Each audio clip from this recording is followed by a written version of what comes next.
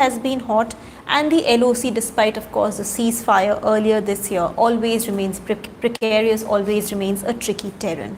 So is India's military now truly modernized? Because there has been talk of modernization, there has been talk of upgradation of technology, and if so, then how? Snehesh Alex Philip, who tracks defense for ThePrint, who was also visiting the LOC last week, has insights into this issue. So do start sending in your questions for Government Matters right away.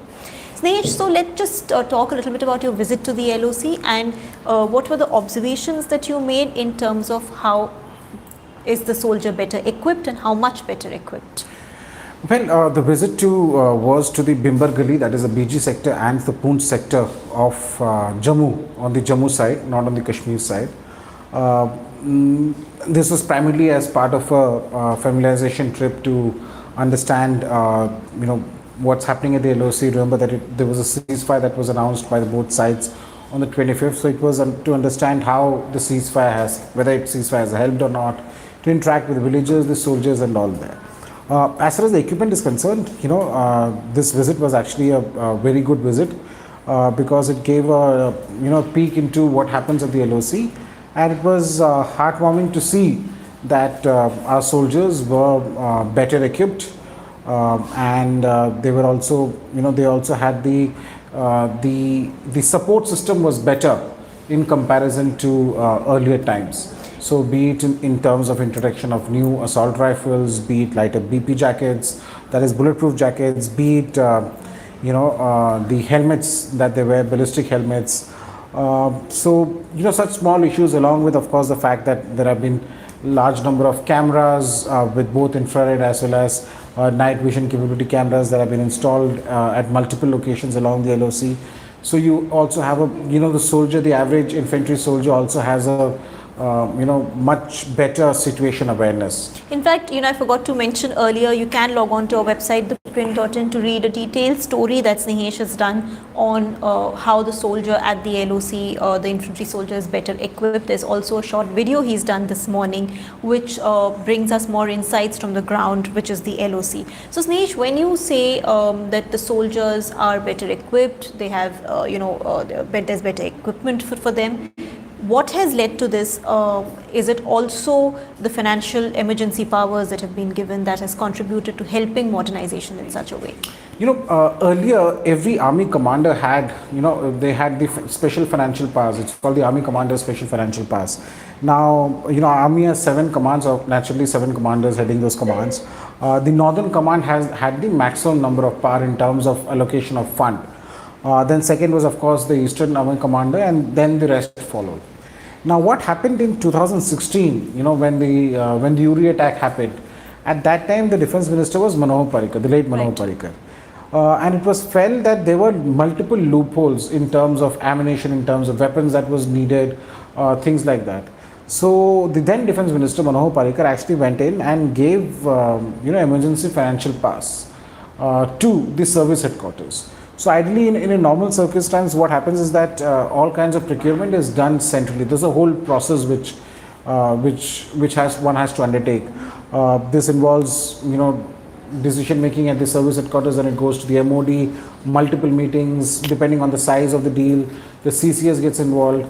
So on an average, any procurement for that matter will, at an average, even if everything is fast tracked, it will still take about 5 years for things to materialize. I'm talking about 5 years for the contract to be materialized rather than the delivery to happen. So in 2016 was when the emergency financial powers were extended, and this was subsequently done during the Balakot strike also, as well as during the latest standoff that is happening between India and China. And at the same time, the MOD has also taken decisions to ensure that the financial powers are further deregulated and is sent down to various hierarchy within the services. So you earlier had the army chief, then you had the vice chief having a certain amount of financial powers.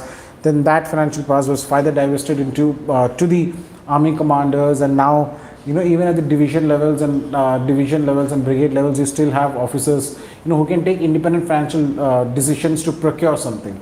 So that has been a big factor. Along with that, I think the focus, we all get into the larger focus of fighter aircraft, tanks, armored. These are all the big stuff. I think the focus was never there on the regular infantry soldier. Right. When the special forces of the Indian Army, or for that matter of the three services, is one of the most well equipped. So if you see a para SF guy, you would naturally notice the rifle that they carry. They just don't have one kind of rifle; they have multiple kinds of rifle. They have assault rifles that they carry, the ballistic helmet that they wore, the bulletproof jackets that they wore, along with the boots. Everything about them completely stands out. Vis-a-vis a regular infantry soldier. I'm stressing on the fact is the Correct. infantry. At the end of the day, it's the infantry which fights in the front. Right. Now, this while of course the focus has always been there, but now I think there has been a refocus on ensuring that the infantry soldier, the regular infantry soldier, is well equipped. Earlier, the army's focus was in Kashmir, in the anti-terror, anti-counter-terrorism and insurgency operations in Kashmir. So a lot of focus was on that, and now there's a larger focus to ensure. But at the same time, I'd like to mention that yes, it is happening, but it is happening in a limited way. It's not that every single soldier is getting these, everything that I've spoken about. So it's happening in a pace. It's gradual. It's gradual. Of course, I as a citizen, or anybody as a citizen, you as a citizen, everybody would want this process to be fast-tracked, everybody to get the whole thing. But I think one also has to keep in mind the budgetary constraints of it. So things are being done.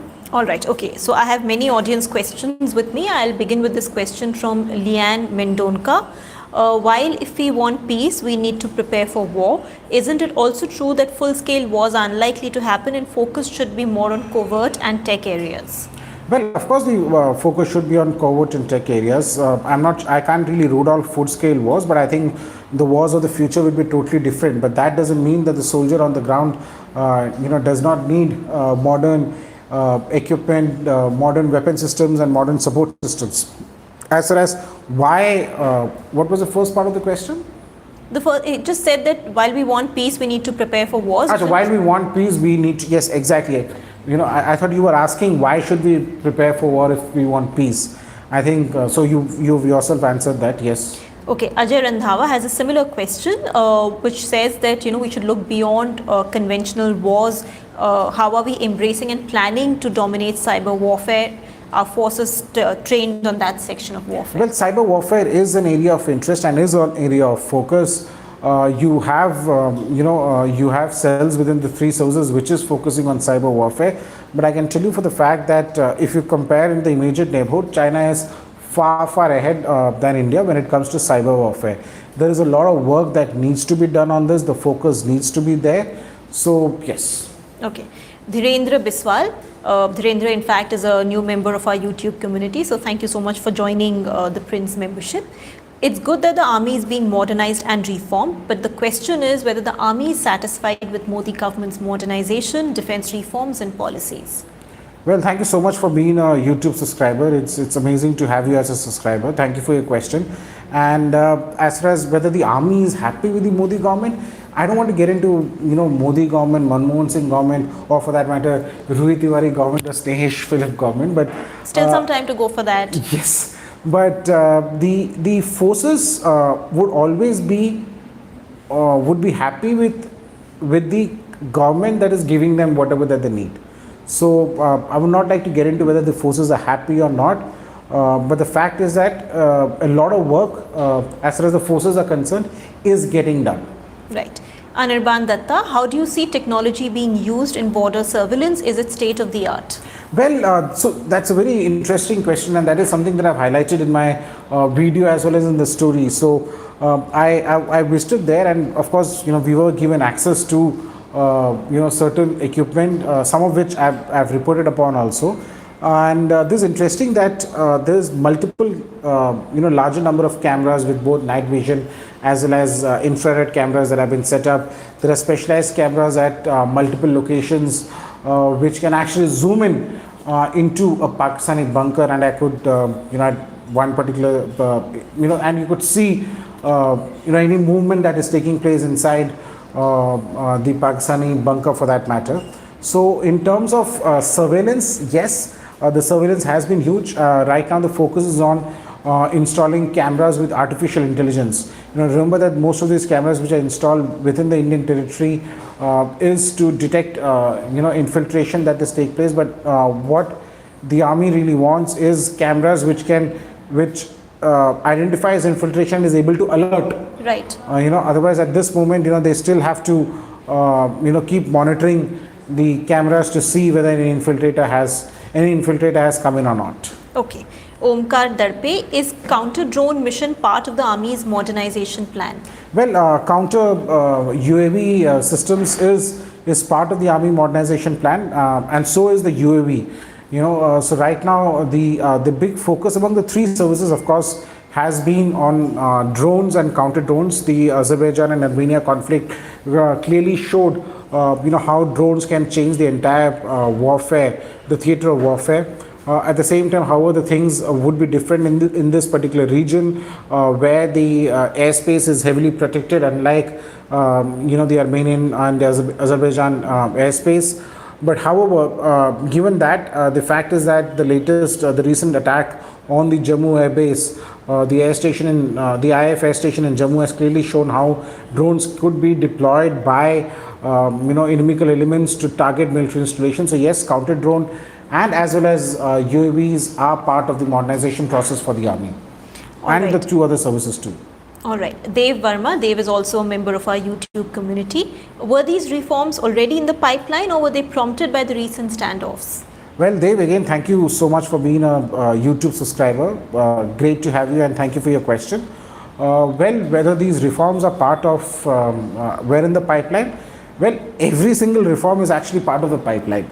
For example, we were doing, I recently did a story on the artillery systems, remember that it was way back in 1999, 98, when the whole artillery modernization process was rolled out, was thought of and was worked upon, and it's over 21 years now, and yet the project has not been fulfilled. The work is still on. So all these part of the modernization process, in terms of whether it in terms of BPJ, whether in terms of rifles, these are all part of the long-term planning that happens, which of course in India's case usually ends up getting deployed. Remember when I was speaking about the assault rifles, remember that these are only 1.42 lakh assault rifles that have been bought from the US 6R.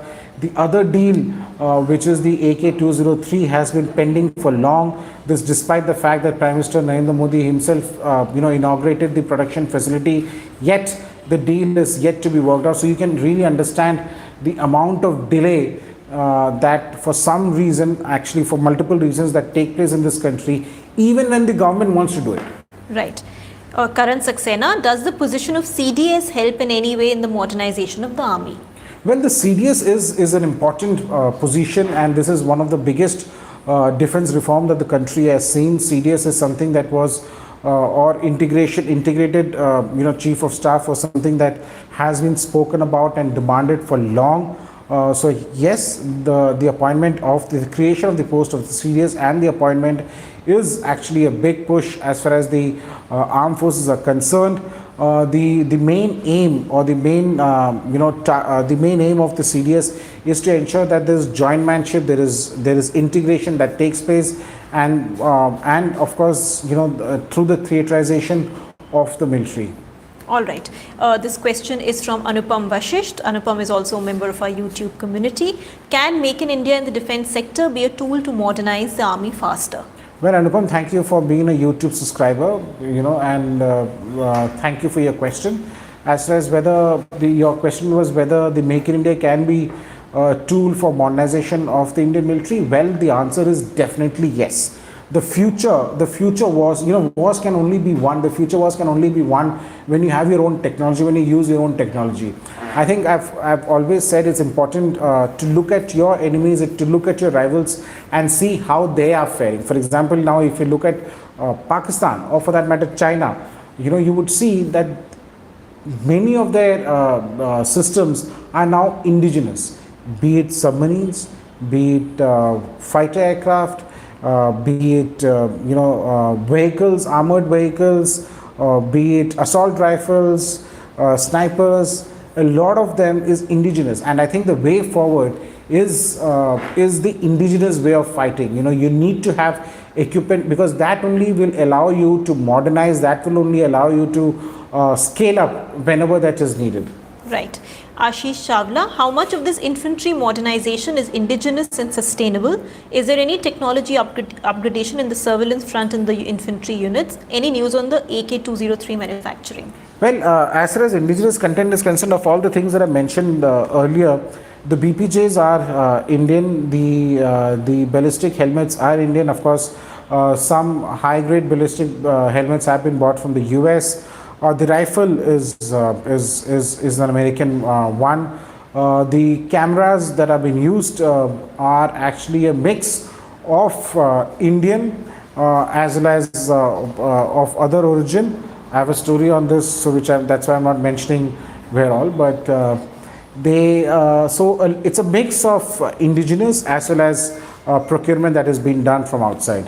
In fact, Anish Kumar Singha also had a question on the AK-203 rifles. Well, as I said, the AK-203 rifle is something that has been pending for long. I think it was in August last year that I reported that the deal is almost set to be completed and is going through legal vetting.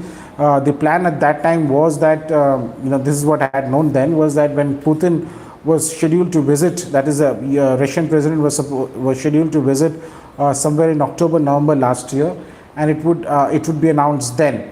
However, that visit got delayed, of course, because of the COVID pandemic across the world, and now I think the Putin's visit is supposed to take place somewhere later this year, and hopefully it will be during his visit or just before his visit that this deal would be finally inked. There were issues as far as there were issues in terms of cost.